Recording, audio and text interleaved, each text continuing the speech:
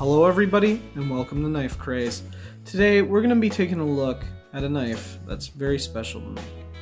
In my previous video I mentioned that I picked up two knives in an army surplus store, and this is the other knife. This one here is special to me because I don't have any other knife like this. I don't have your basic, old man farmer's knife. Most of my knives are either expensive buck models or tactical knives or simple EDC folders, but all those have like a lock, all those are modern. This one on the other hand is just a basic slip joint, dual bladed farmer's knife. Now the brand of this knife, I'm not even sure what it is. There is a logo here, that's about all we have to go on. So if you know what brand this is, please tell me. But like I said, I got it in an army surplus store. It was in a bucket of other knives, so it was kind of just a, grab one and take thing. I got it for $8.99, which is a pretty good price, especially considering that I was able to put a really nice edge on this straight razor shaped blade.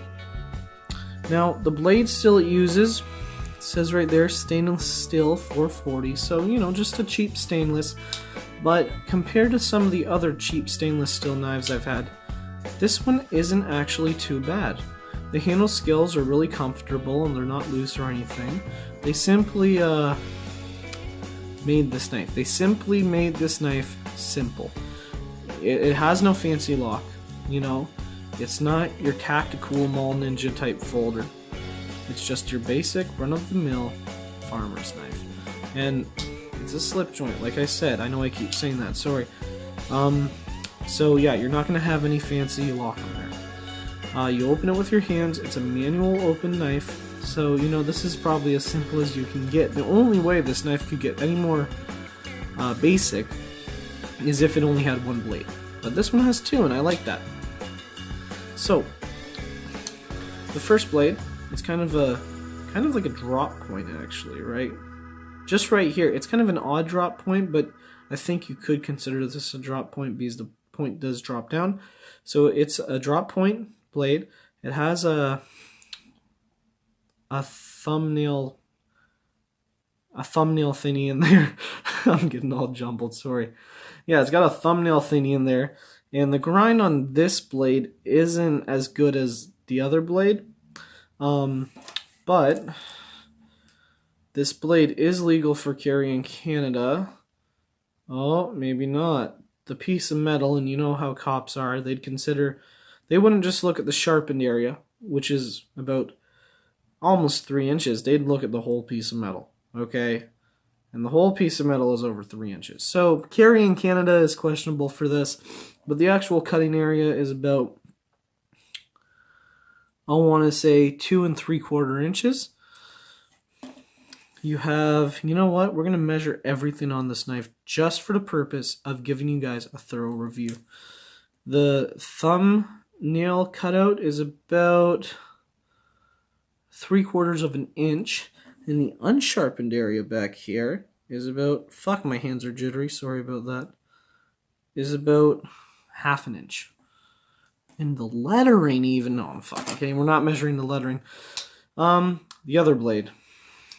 The other blade, like I said, is very reminiscent of that of a straight razor. I don't think I could shave with this, but it did the paper test really well. In fact, at the end of the video, I'll get some paper and we will test the blades. So this one also has a little thumbnail cutout here. It's pretty much 1 inch long, and the cutting area of the blade is it's almost 2.5 inches long. It's just a little over 2 1/4 inches long. And then the entire piece of metal, because cops check that shit the way they are, it's about 3 1/4 inches. And this one, what is nice, I think they put this on here so you could choke up on the blade a little bit more like they do with most choils. They did add a little choil in here, right? So that maybe you could get up a little more closer, use this blade for detailed work. This might even be on here as a razor, because it does have a really good edge. So I don't know, I'm not going to try shaving with it, mostly because I like my beard, right?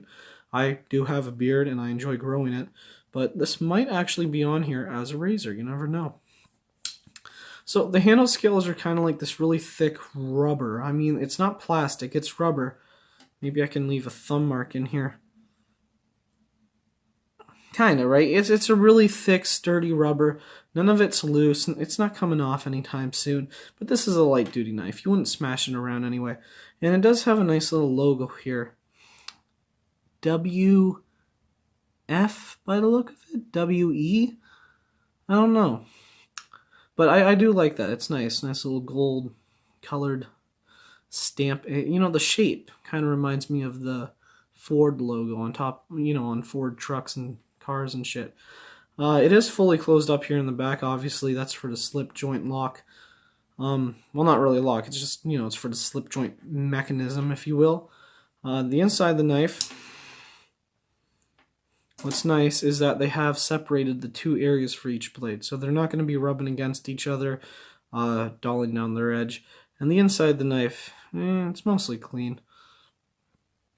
So, a knife this simple, what else is there to say about it? Well, my personal opinions. I absolutely love this knife. I think this is something that maybe an older gentleman would carry.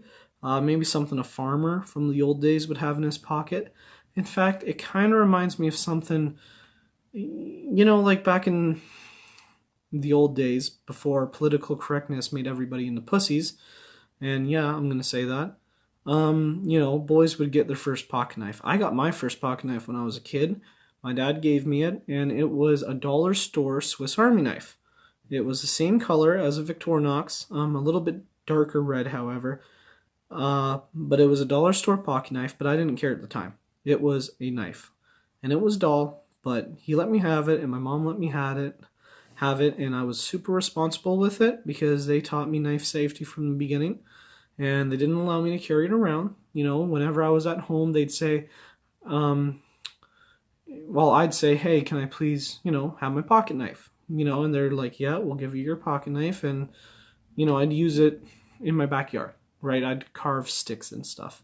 So this is also really reminiscent of a boy's first pocket knife from the old days. That's at least what it reminds me of. So, sheath. This didn't come with any kind of a sheath. It didn't come with any kind of, you know, a scabbard or something to store it in. Like I said, it's just your basic run-of-the-mill pocket knife, slip it in your pocket. It's there when you need it. You know, the previous knives I reviewed, in case I didn't say in those did not come with a sheath either. Rating. Honestly, I give this knife an 8 out of 10 stars rating. Why is it so close to 10? Because, one, it was only $8.99. Second of all, the knife is solid. In fact, there's very little blade play at all in any of these blades. That's actually my hand moving, not even the blade moving. So, you know, it's actually a really solid knife for the price. And, you know, I haven't had any rust. I haven't had any rust issues with it yet. I'm getting jumbled. So yeah, it seems to be holding up. Why not 9 out of 10 stars? Well, one, this blade doesn't exactly have a very even grind on it. However, this one does have a really nice grind.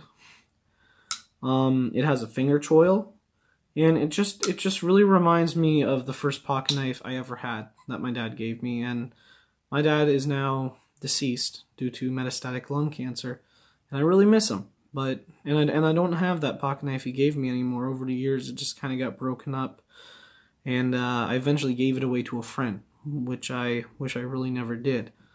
But you know, shit happens. This just really reminds me of my first pocket knife. So, anyways, guys, there it is. We're just gonna call this the Army Surplus Store Farmer's Knife. So, if you like this video, please leave a like. It'd help me out a lot. If you wish to see more content in the future, please subscribe, and have a good day.